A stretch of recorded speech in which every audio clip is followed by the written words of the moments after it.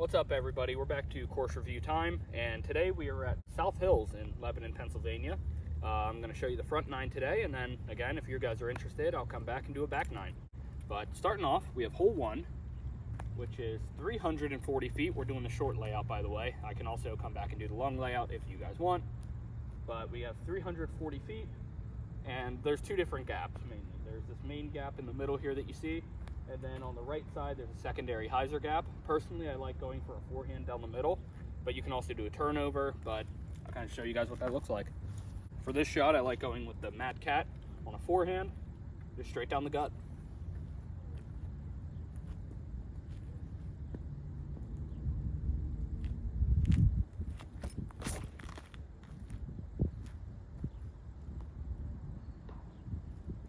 Flexed it over a bit too much, but we're in the middle. All right, we're about 100 feet away, so just a little jump putt, try to get us close.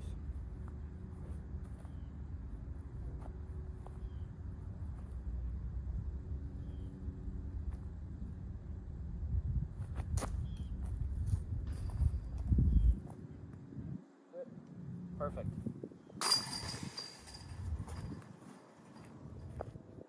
All right, hole two, it is 270 foot, par three. Straight up the hill here. It's kind of in the middle of a few pine trees, and I just kind of want to get straight up the middle. There's a middle gap there. If you really want to swing wide on a hyzer, you have that option, or you can come down this left side on a forehand or a big turnover and try to scoot up the back door. But I'm going to try and go right up the middle, and I'm going to be throwing my Texas Ranger.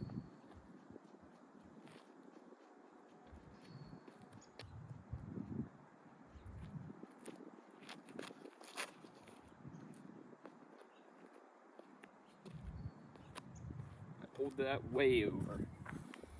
All right, kind of off to the side here, but again, just a little jump putt, even maybe give it a little bit, and if not, tap into three.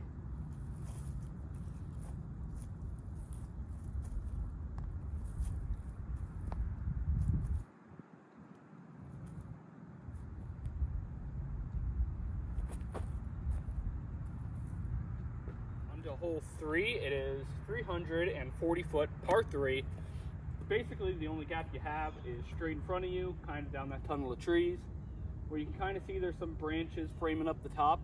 You kind of just want to go underneath those on hyzer and just get as far left as you can. Kind of a poke and pray kind of hole, but that's okay. So we're going to try and do that with the Mad Cat.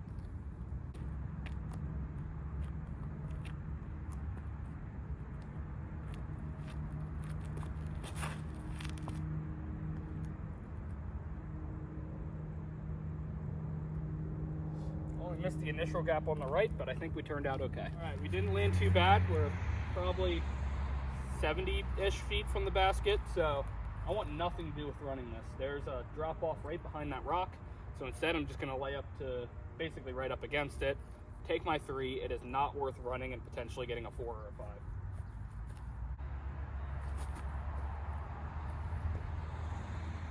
All right, hole four, and actually fun story about hole four. I have aced this hole before, going just to the right of that V tree. Went straight in. That was pretty cool. First ace actually, but it is a 260 foot par three straight downhill.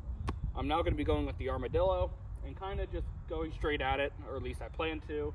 If I miss right, I hope to throw hyzer on it, kind of crash it in. But yeah, it's a pretty straightforward hole. It's just right there, so we're gonna try and get there, although the road to the left is out of bounds. So if you happen to throw something way too high and it floats over there, you will be out of bounds. But outside of that, basket's kind of just right in front of you.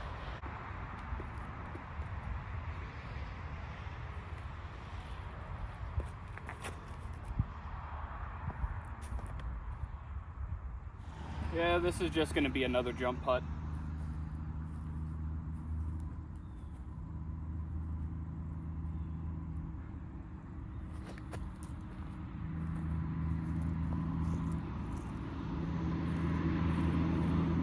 It is 240 feet uphill. As you can see, it's straight up. You can kind of see it through the trees, but there are two main gaps. You can go right up the middle at it, but then you run into a big pine tree there, so I don't recommend that line. I recommend going down this tunnel on the right side And that allows you to just swing something with that's stable along the outside, and it filters you right up to the basket. So we're going to try and do that with the Mad Cat.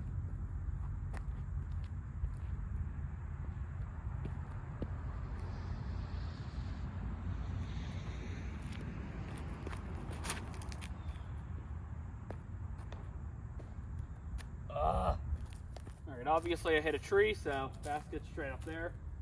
But this is boring, just watching me lay up all the time. So I'm going to try and do a little forehand to throw it in.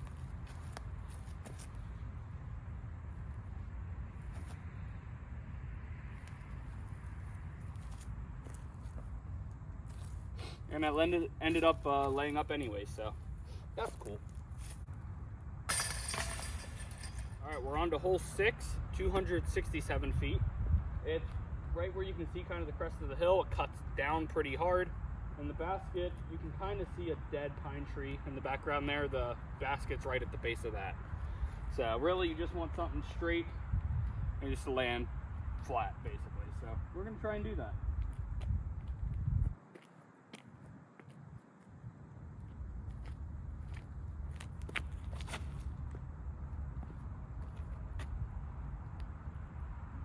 Well, I'm on top of the hill.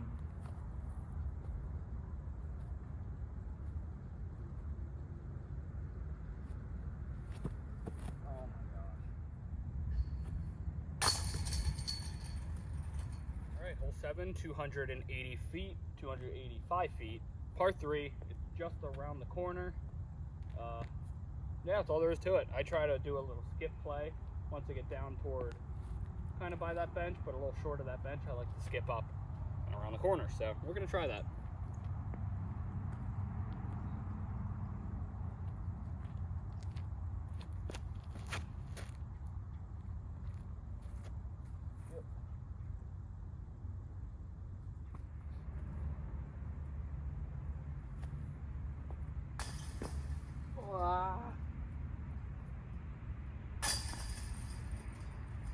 Hole 8, it is 415 foot, uphill, par 4.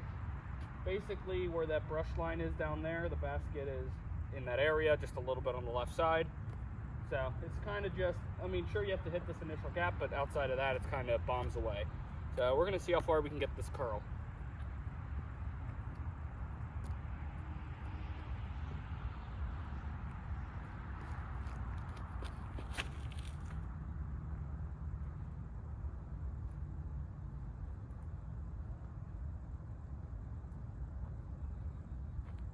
That was a decent rip.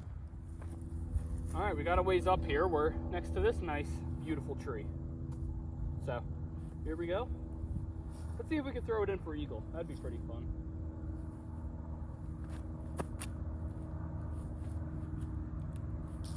Update, we did not throw it in for eagle.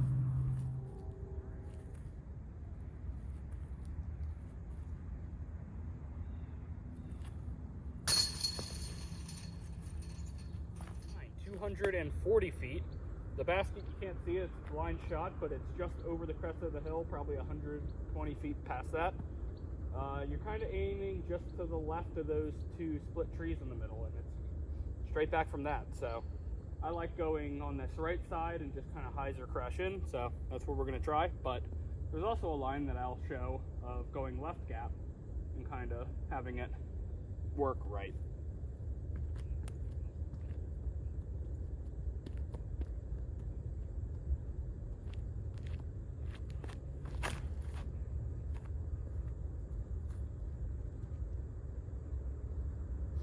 That should be parked. So now I'm going to try.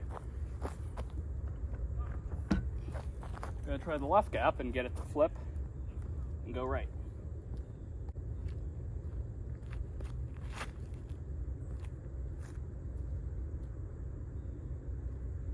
That should be really good too. Shots, obviously, I will always take my first shot, but the second shot, the turnover, landed right here.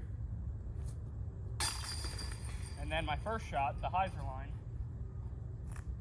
is right here.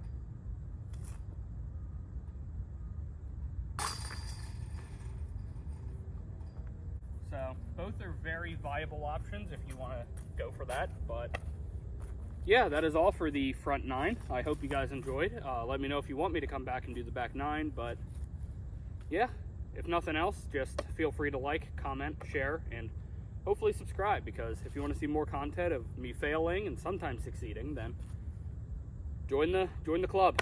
We got, at the time of this video, I think 31 subscribers, so hopefully let's get that up to 100 by next year, or halfway through next year, maybe. I don't know how fast it takes for people to subscribe, but you should do it. Peace out.